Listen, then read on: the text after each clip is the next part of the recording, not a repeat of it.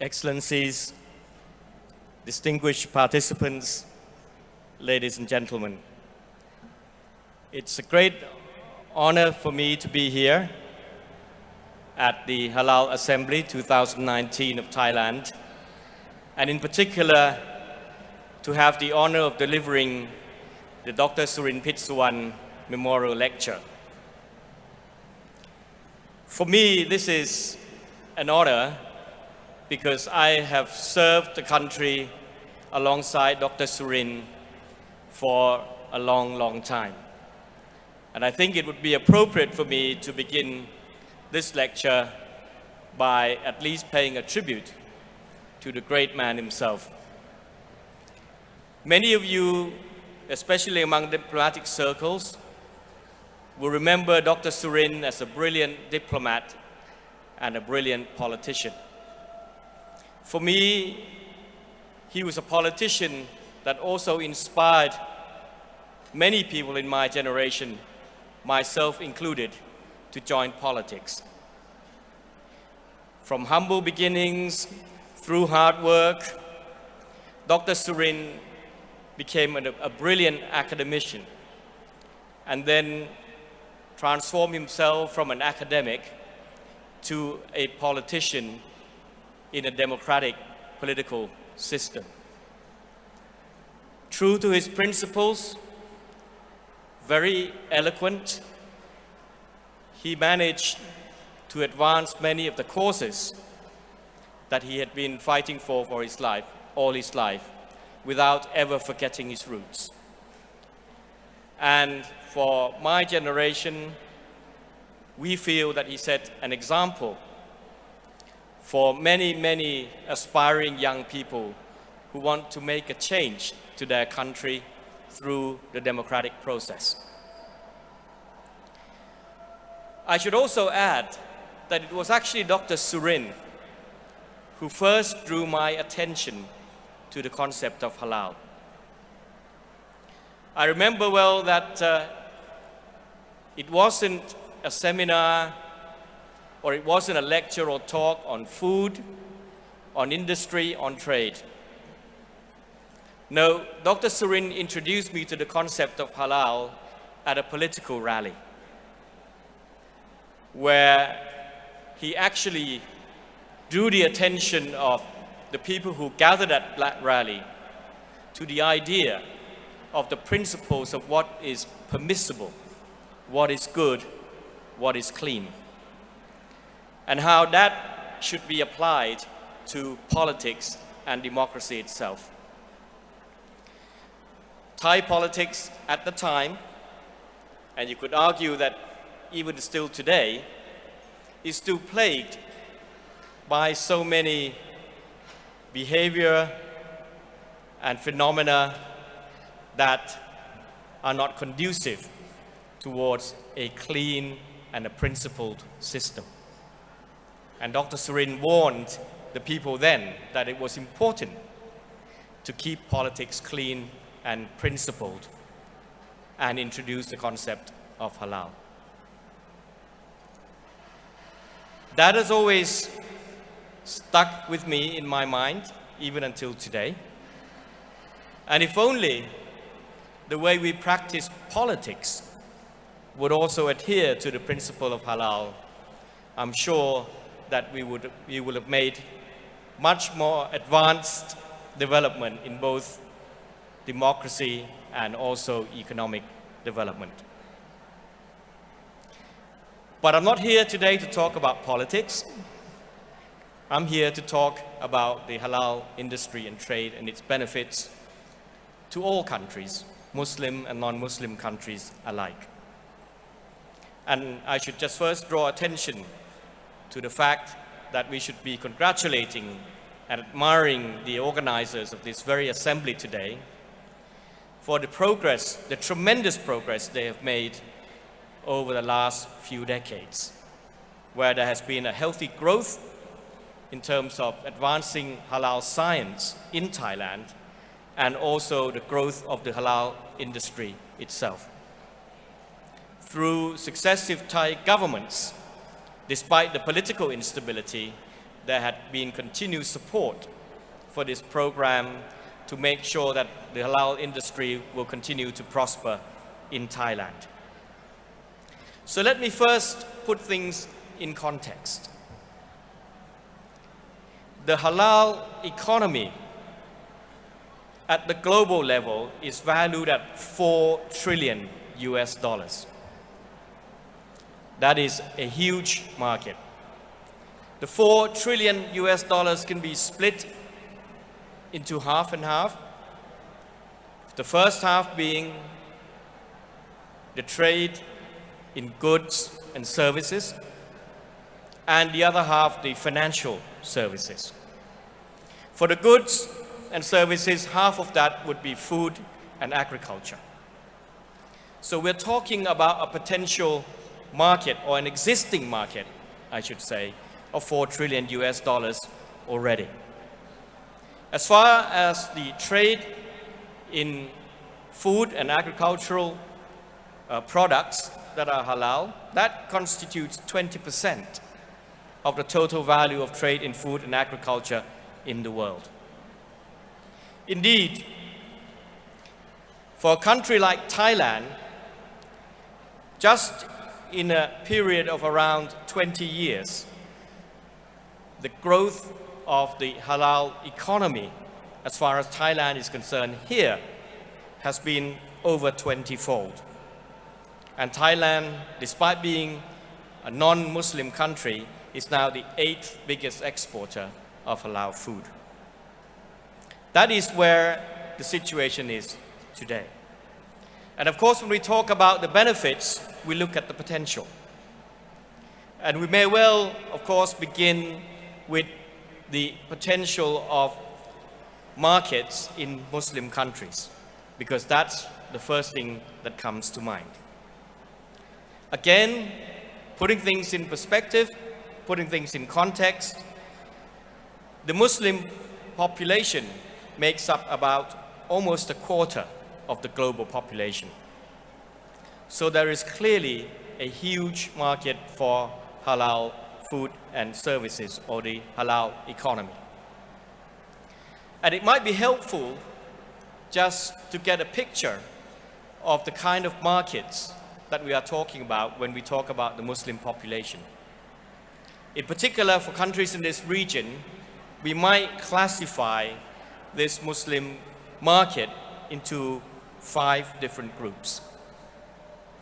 Beginning, of course, in ASEAN, where I noticed that there are also representatives from our neighboring countries. In ASEAN, we have around 300 million Muslims. Slightly beyond ASEAN, there's a GMS, which adds an additional 60 million people. Looking a little bit to the west, there is the BIMSTEC countries, again with 300 million more Muslims.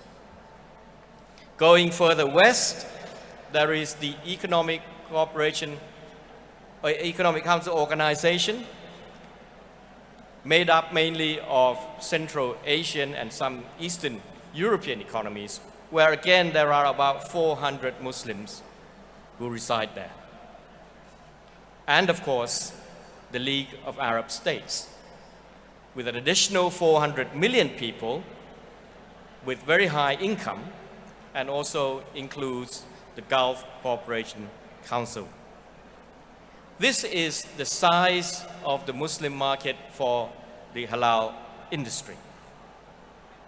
It is huge by itself, but it also has great potential and great relevance today.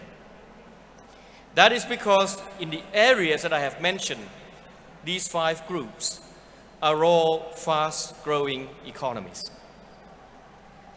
And we are here today pretty much anxious about the international trading system, which has faced perhaps the biggest threat in a number of decades from the possibility of the trade war between the United States and China.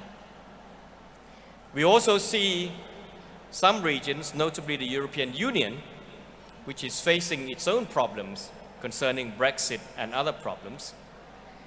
which are now threatening so many economies that rely on their exports, all the open and globalized economies.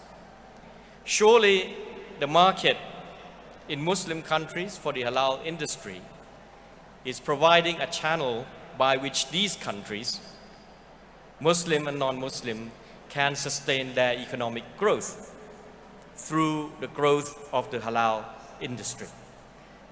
Because as I've said before, these markets continue to grow at a healthy rate, and also at the moment there is no tendency for these economies to resort to protectionist measures, and therefore we will be seeking further cooperation to expand trade and investment among each other.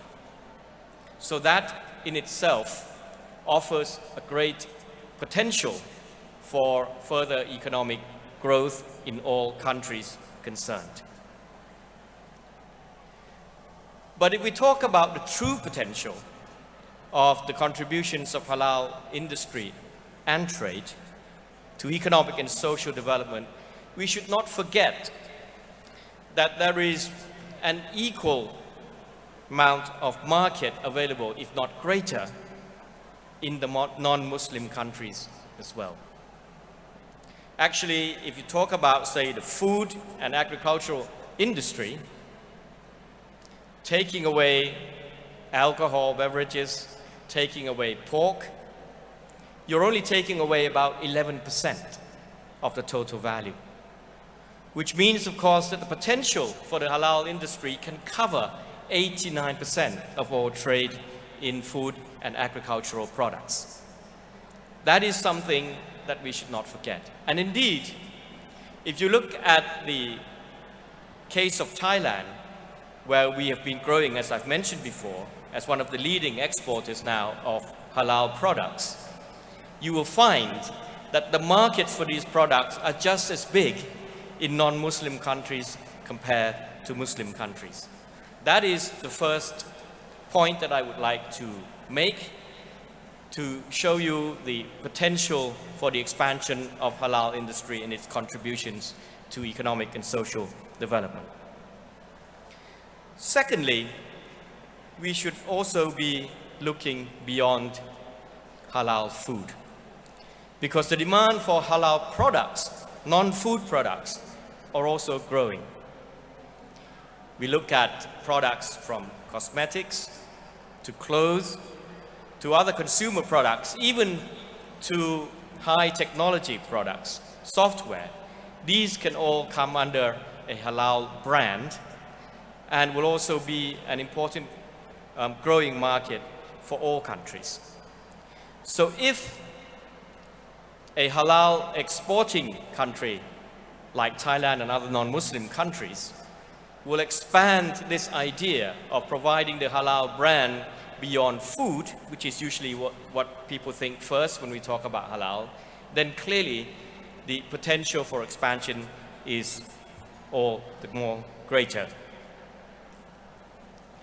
And if you look at the issue of services, which I've mentioned before, particularly financial services, making up maybe even half the value of the total halal, global halal economy, there is considerable room for expansion. In countries like Thailand, of course, we have been developing Islamic banking for some time now, but there is still huge untapped potential as far as other financial services are concerned. The sukuk, the bond market, is something that can still be developed. And I'm sure that with new financial instruments that come with technological advance, again, we will be discovering that there will be great potential to expand the halal economy to cover these financial services. Tourism is another area where this could be linked up to the concept of halal. Already, Muslim tourists in countries like Thailand is a significant number of the total number of tourists here. We estimate maybe over 3, maybe up to 5 million visitors each year. And there are already some areas where it is clear that Thailand can offer tourists in the form of medical tourism in particular and other related tourisms for people from Muslim countries. There is a huge demand that can come with such form of tourism. I remember well that when I was Prime Minister, one of the measures we took and we decided upon was to extend the visa, not just for the person coming for medical treatment here, but also for their families. And that created a huge increase in the amount of money that Muslim tourists spend here, not just for the medical treatment, but also into other goods and services. But the development of halal or maybe Muslim-friendly services is still something that has not been done very much.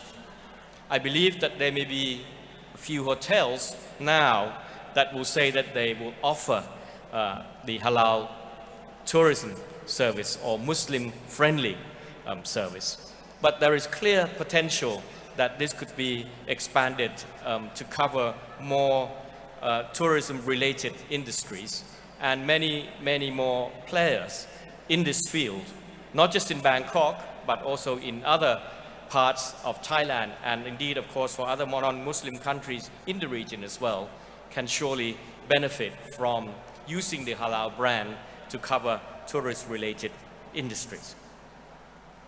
So the potential for the market is huge. But there are also other trends that we are witnessing, which I think that if we can link up to the halal brand, will also allow and create the growth of the halal economy and halal industry further.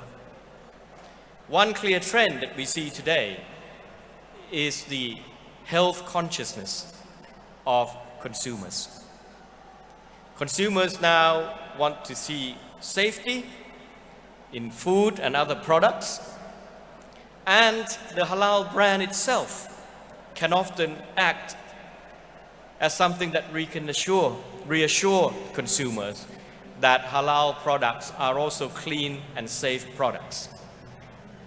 Given, as I said, a trend that there will be more and more emphasis and priority placed on health and safety, surely, again, this offers a route for a further expansion of the halal industry and trade.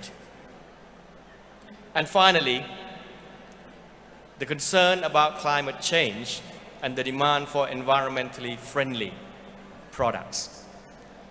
Again, the process by which halal products come about can often be linked up to good practices as far as environmental protection is concerned. So that again offers an additional route and potential for the expansion of the halal industry and trade. So with such huge potential, Muslim and non-Muslim countries alike can surely take advantage of these trends and expand its ability to produce and export halal products. But in order to do so, the important issue will be one of trust and confidence.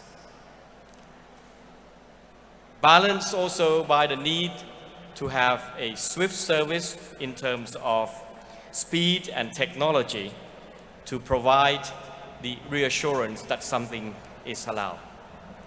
And here, I think the experience of Thailand over the last couple of decades, since we began with the idea of having a halal mark and then setting up an institute that would be responsible to provide the halal standard right up to the latest Thai diamond halal brand is a good illustration of how we can build up trust and confidence. And of course, over the next 3 days, you will be hearing a lot of technological innovations that will also help make sure that the process of accrediting halal products can become much more efficient and less costly. I'm pleased to see that we're talking about the use of algorithm. I'm pleased to hear that there will be talks about the use of halal blockchain. There will also be discussions also in growing areas such as halal social enterprises and beyond. All this will surely be important in making sure that the halal industry and halal economy will continue to grow at a very healthy rate. I'm sure actually outpacing the average rate of growth of the economy. So what would be the benefits? Well, economically it's clear. In an age where there are some structural adjustments that need to be made by a lot of economies and countries, Thailand, we are facing the issue of technological disruption like other countries. We are facing the issue of becoming an aging society. We are faced with the problems of structural inequality. The halal industry, covering from the areas of food, agriculture, to services that I've mentioned, will do much to sustain the growth of jobs and income. That will be very important to sustain economic growth and well-being of the population. It should also be pointed out that the growth of the halal industry itself will require the participation of Muslims and non-Muslims alike, as entrepreneurs, as workers, as partners, and so on. So the creation of jobs and income through the growth of the halal industry will also mean that there will be a fair distribution of income and opportunities alike.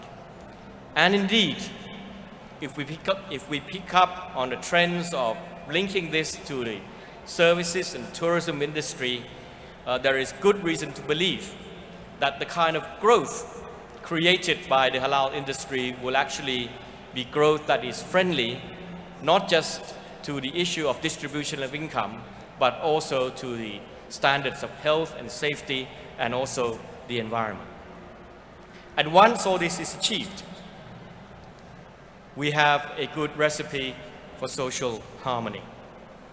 The idea that the principle of halal can be a support for a great number of economic activities that bring so much benefit to people, Muslim and non-Muslim alike, will also make its contributions to a better understanding between faiths and also to make sure that there is peace and harmony in our societies. So all in all, we can see this great potential, and if we keep working hard, like many of you here have done so over the last decades, you will be providing great service to the growth of the Thai and other economies. You'll be contributing to social development, and you'll be contributing to social harmony and peace and security all around. I wish all of you the best in your endeavors to continue to support these very important activities, and I am confident that the future growth of the halal industry will do much to contribute to bring people out of poverty and also to guarantee good standard of living for everybody concerned. Thank you very much.